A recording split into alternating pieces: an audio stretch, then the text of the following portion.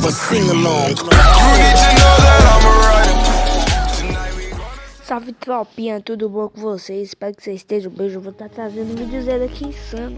Como você ganhar dinheiro sem precisar recarregar do Free Fire. Beleza, eu vou baixar esse Google Pinohearts, tá aqui na Play Store. Vou entrar no aplicativo.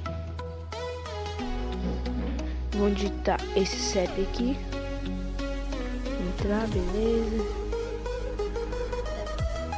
Tropinha, eu vou estar pausando aqui por enquanto que eu entrar no meu CPF, beleza? Tropinha, depois de você ter conseguido fazer, você vai parar aqui bem nesse saldo do Google, tropinha. Nesse saldo do Google, aí vai chegar as perguntas. Aí eu vou esperar aqui 23 horas, viu? Aí quando chegar, aí eu mostro pra vocês a pergunta, só que eu não vou responder, só vou deixar. Vou dar pausando aqui. Tropinha, chegou aqui a pergunta, né? Chegou essa aqui, em geral, você aprova ou reprova os esforços das Nações Unidas? Aí eu já respondi 3, só que eu esqueci de eu mostrar eu respondendo. Já respondi 3, só tem essa 4, né? Eu não vou estar respondendo, ou vou responder, mas só que eu não vou mostrar, né? Porque vai que tem muitos que não vão com a minha opinião, né?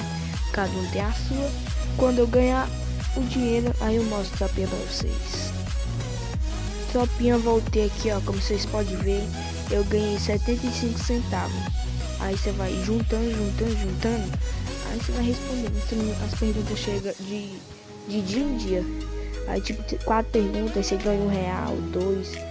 Olha, tropinha, eu ganhei, você ganhou o crédito do Google Play, seus créditos expiraram daqui a 1 ano.